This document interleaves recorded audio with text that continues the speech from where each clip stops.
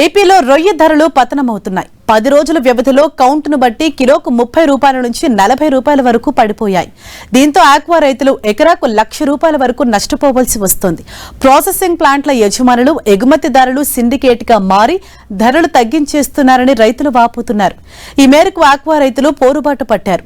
రాష్ట్రంలో 5.75 లక్షల ఎకరాల్లో ఆక్వా సాగుతోంది. 2.63 లక్షల విస్తీర్ణం, ఏటా దాదాపు 3 లక్షల టన్నుల రొయ్యల దిగుబడితో ఉమ్మడి పశ్చిమ గోదావరి జిల్లా మొదటి స్థానంలో ఉంది. ఇక్కడి నుంచి అమెరికా, చైనా, యూరోపియన్ దేశాలకు రొయ్యలు ఎగుమతి అవుతుంటాయి. అయితే వార్ ఎఫెక్ట్ తో ఎగుమతులు తగ్గాయని ఎక్స్పోర్ట్ కంపెనీలు చెబుతున్నాయి. 10 రోజుల క్రితం 100 కౌంట్ కిలో 265 రూపాయలు ఉండగా ప్రస్తుతం 230 రూపాయలకి పడిపోయింది. అన్ని కౌంట్ల రొయ్యల ధరలు అదే మాదిరి కిలోకు 30 రూపాయల నుంచి 50 రూపాయల వరకు తగ్గిపోయాయి. ఇప్పటికే ప్రతికూల వాతావరణం, నాణ్యత లేని సీడు, ఫీడ్తో ఆక్వా రైతులు ఇబ్బందులు పడుతున్నారు.